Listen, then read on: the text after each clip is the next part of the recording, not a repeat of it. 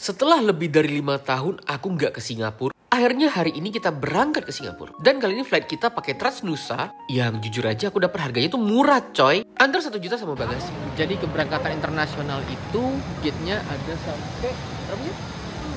Sampai 10. Enggak sih, turunnya di gate 10. Terus kita dapat gate-nya gate 2. Jauh banget woi jalannya woi. Sumpah Terminal 3 gede sih. Oh iya, kalau kalian pengguna kartu kredit BCA, beberapa kartu doang sih, bisa dapetin Starbucks Rp1 coy. Oh iya, di Terminal 3 ini juga ada water refill. Karena kalau penerbangan internasional, biasa pas pemeriksaan barang akhir itu kita nggak boleh bawa cairan lebih dari 100 ml. Jadi bisa pakai water refill tadi. Nah, penerbangan Transnusa ini menurut aku nyaman lah. Yang katanya juga bukan low cost carrier lagi udah. Di tempat duduk kita juga sudah dikasih bantal, jadi tiduran bisa lebih nyaman. Ya, walaupun belum ada in-flight entertainment dan snack yang dikasih, beli juga nggak apa-apa kali, kan tiketnya murah. Serius ya, kemarin tuh aku dapat di bawah 1 juta, tapi sudah sama bagasi 20 kilo per orang cuy. Dan nggak terasa penerbangan kita 1 jam 50 menit akhirnya sampai. Kangen banget sama vibe Singapura coy. Dulu pas kuliah tuh 4 bulan sekali lewatin terminal ini. Dan sekarang setelah 6 tahun baru balik lagi. Tapi beneran ya, ini bandara gak kerasa kayak di bandara, tau gak? Vibes-nya tuh kayak lagi jalan-jalan dalam mall. Gila aja. Jangan lupa pas sampai langsung cek conveyor berapa kita. Karena conveyornya tuh banyak banget. Jadi kita bisa aja kesasar. Lanjut sambil nunggu bagasi, ini bandara kok canggih ya. Bersih-bersihnya udah pakai robot cuy. Dan sesuai rencana pas sampai aku langsung turun ke MRT dulu buat ngecek kartu MRT. Dan ternyata kartu MRT kita tuh udah expired. Jadi kartu EasyLink itu ada expirednya tuh 3 tahun, kalau nggak dipakai bisa hangus. Ya udah akhirnya kita putusin pakai contactless aja. Tapi karena bagasi kita banyak, trip pertama dari bandara ke hotel langsung pakai taksi. Harga taksinya aku pakai Grab, jadi fixed price itu di harga $22 sampai ke Chinatown. Setelah setengah jam akhirnya sampai. Ini hotel kita tuh hotel budget sih, bintang 2 dan harganya sudah 1,4 juta per malam coy. Ya at least ini private lah, nggak gabung sama orang lain. Karena kalau di bawah ini tuh udah pada yang gabung-gabung gitu loh. Tapi walaupun begitu hotelnya tuh bersih dan lokasinya tuh strategis. Kita nginep tuh di Hotel 81 Cozy. Hai.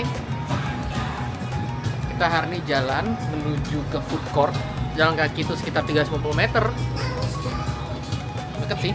Dan hotelnya lumayan strategis, banyak kafe-kafe dan bar. Mantap sekali. Jadi hotel kita tuh termasuk strategis lah. Posisinya tuh di Chinatown dekat MRT Maxwell. Sekitar 300 meteran doang sih. Buat harga hotel yang 1,4 juta per malam sih, menurut aku lokasi ini pas banget buat yang mau jalan-jalan. Karena kalau memang mau jalan-jalan tuh hotel cuma sebagai tempat istirahat dan mandi doang ya kan. Sekitar 350 meter sampai 400 meter tuh kita sampai di food court yang lumayan gede. Dan di sini tuh banyak makanan yang enak katanya. Dan bener aja pas sampai food courtnya tuh rame banget. Padahal ini tuh baru sekitar jam 5 sore coy. Ini semua tuh makanan dan ini tuh enak-enak. Murah-murah coy. Ini ada tempat yang antrinya tuh panjang sampai letter L. Ini sampai letter L kayak gini. Antrinya panjang buat makan nasi Hainan doang. Mantap.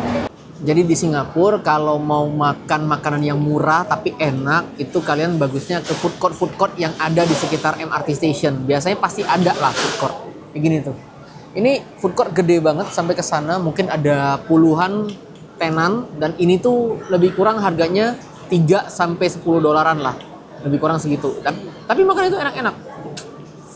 Kalian kalau ke Singapura wajib cobain food court-nya tuh enak-enak. Gila. Babinya jadinya. Apa? Babinya nyentuh. Babinya.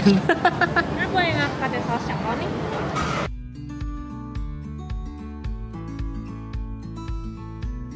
Setelah makan kita lanjut jalan-jalan tipis. Karena di sekitar sini tuh banyak banget spot-spot foto cantik. Salah satunya Buddha Relic Temple ini mirip-mirip kayak di China gitu gak sih? Di sampingnya tuh kayak ada jalan menuju ke tempat keramaian yang ada di Chinatown. Di sini tuh banyak kayak jualan oleh-oleh, makanan, barang-barang antik, lucu-lucu lah pokoknya. Dan ini semakin malam tuh semakin rame. Gokil cuy. Jadi ternyata di dekat Maxwell Food Center tadi ada area Chinatown yang keramaian malam itu kayak gini tuh. Kayak pasar nih, tuh area kayak belanja malam gitu loh.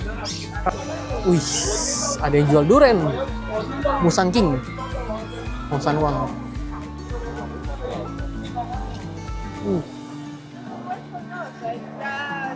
Mantap sekali. Capek ya? Tuh.